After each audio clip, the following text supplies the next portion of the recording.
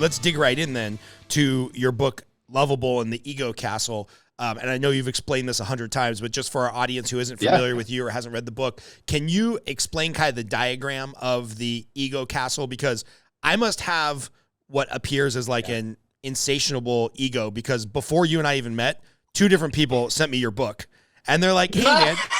so I don't know if they were like, dude, you got a problem with your ego, or if they were like trying to like reach out and be like, Scott, you need to love yourself a little bit more and quit putting so much pressure. I like to think it's the latter. So why don't you describe to us your ego castle metaphor? I can tell you, by the way, from talking to other people, that when someone sends you a copy of Lovable, it usually just means you're really well loved. They're not necessarily, it tends to be the book. And people aren't sending you like a passive aggressive message. So I think you're in good shape. I just want to encourage you. Cool. I mean, if I could sort of distill it down, in my way of looking at things, there are 3 things that we need to know about being human.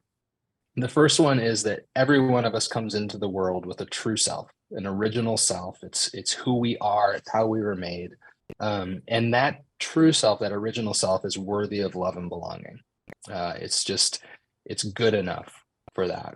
That's the first thing we need to know about being human. The second thing we need to know about being human is at some point, all of us get the message that original self isn't good enough for love and belonging.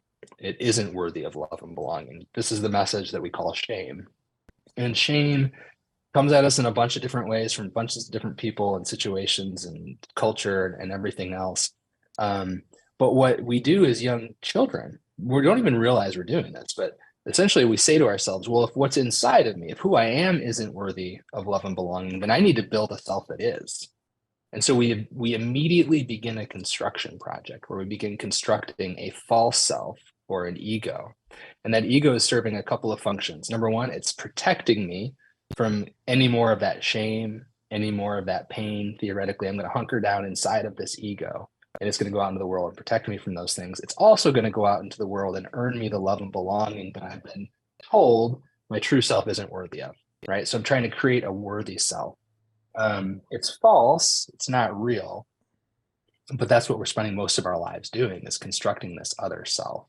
And so in Lovable, it's like, people here are like, oh gosh, true self fault. It's abstract, sort of shrinky dink psychology concepts. Like, give me something I can get my hands into, my mind around.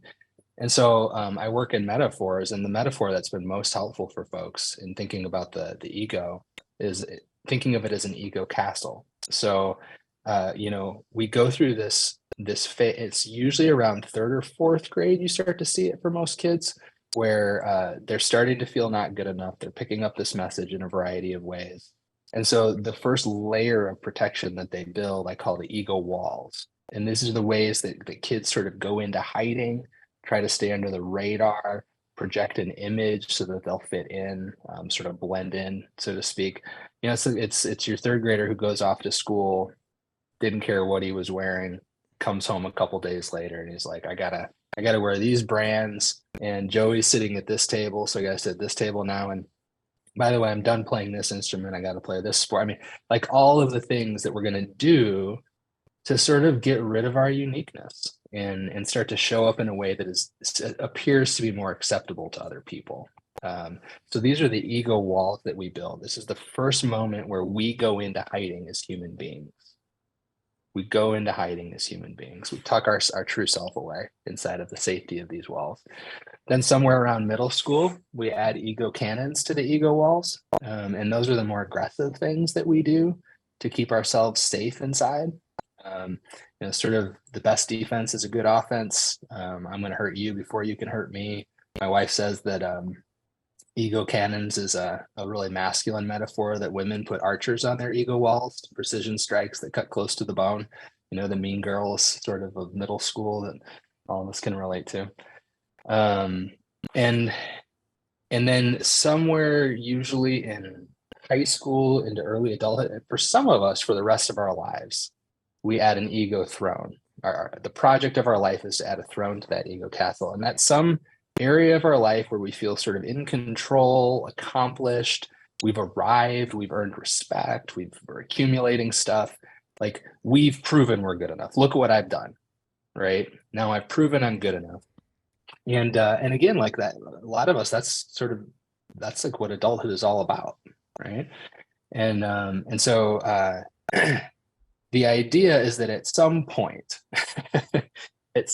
all this ego building, which we needed to do in order to stay safe from more pain, in order to go out into the world and feel like we are trying to